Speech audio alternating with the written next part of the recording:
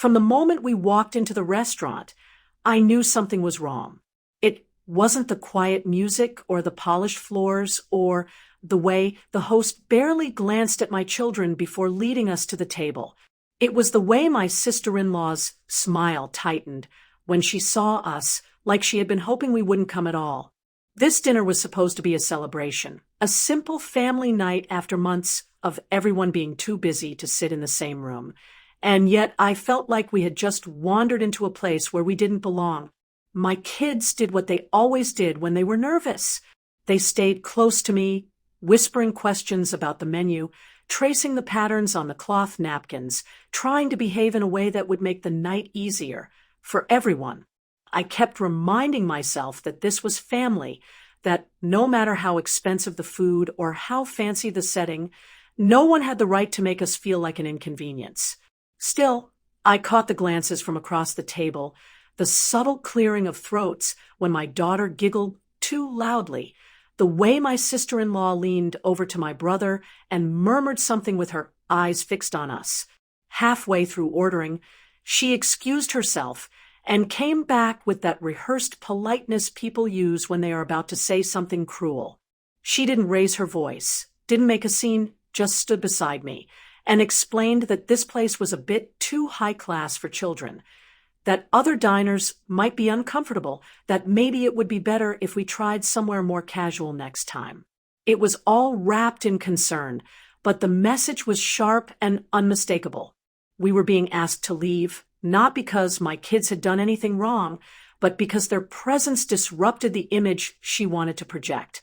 I felt heat rush to my face, while the rest of the table suddenly became fascinated with their glasses. My children looked up at me, confused, already sensing that something had shifted.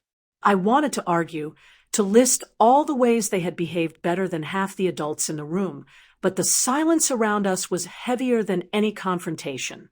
I gathered our things slowly, every movement deliberate, trying to hold on to my dignity as we threaded our way back past the staring host and out into the cool night air.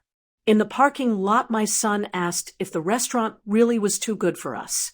I told him no, that nothing was wrong with us at all, but the words felt thin against the way my heart was pounding. As I buckled them into their seats, I realized that this wasn't just about one dinner.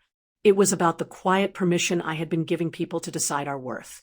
And as I closed the car door, I felt something inside me settle into place, steady and unyielding, the promise that I wouldn't let this story end with us driving away in silence again. I didn't tell anyone what I was planning after that night, mostly because I wasn't sure myself yet. I just knew that something had cracked open inside me when my children asked if they were the problem. That question followed me everywhere, through grocery aisles and school drop-offs, through the long hours when the house was quiet and I could finally hear my own thoughts. I replayed the dinner in my mind, the way my sister-in-law had managed to exile us with a smile, the way everyone else had let it happen by pretending it wasn't happening at all. At the next family gathering, I watched her more closely than ever before. She floated from group to group like a hostess in a magazine spread, complimenting outfits, steering conversations, subtly deciding who mattered in each moment.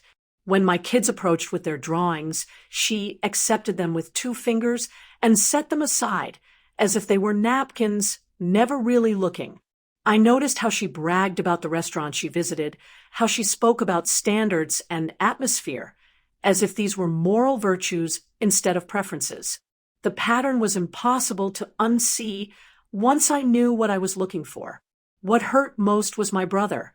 He had always been my anchor growing up, the one who defended me when I couldn't find the words myself. Now he stood behind her, nodding at whatever she said. His loyalty transferred so completely that I felt like a stranger in my own family. I realized that the dinner hadn't just been about my kids. It had been a test to see how much we would tolerate, how quietly we would retreat when told we didn't fit.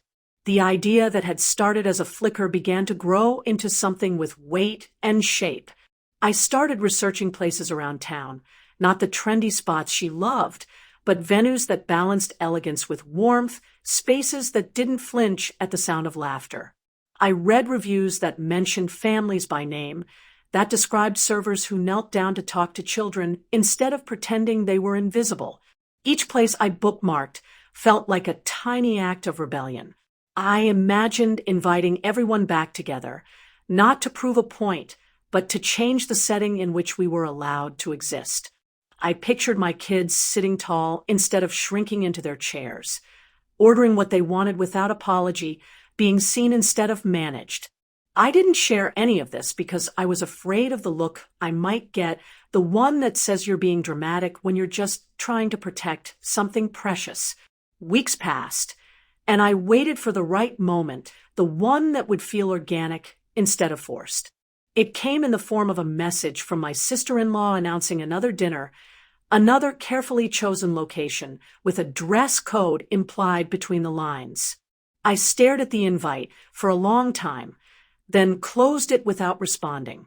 Instead, I made my own reservations, choosing a place I had never been brave enough to suggest before. It wasn't cheap, and it wasn't casual, but it was welcoming in a way I had learned to recognize. As I confirmed the booking, my hands shook slightly, not with fear, but with anticipation. For once I wasn't waiting to see where we were allowed to go. I was deciding where we belonged. When the night finally arrived, I didn't frame it as a confrontation. I simply told the family that I had made dinner plans and hoped they would join us. The restaurant glowed with warm light instead of polished intimidation, the kind of place where the air felt alive instead of controlled. My children walked in ahead of me, not clinging to my sides this time, their eyes wide with curiosity instead of worry. The table filled slowly. My brother arrived first, looking around as if he were searching for something to critique, and not finding it. My sister-in-law followed, her expression carefully neutral, taking in the laughter from other tables, the children leaning over menus, the servers who greeted my kids by name because I had already mentioned them in the reservation notes. She sat down with the stiffness of someone who had lost control of the script.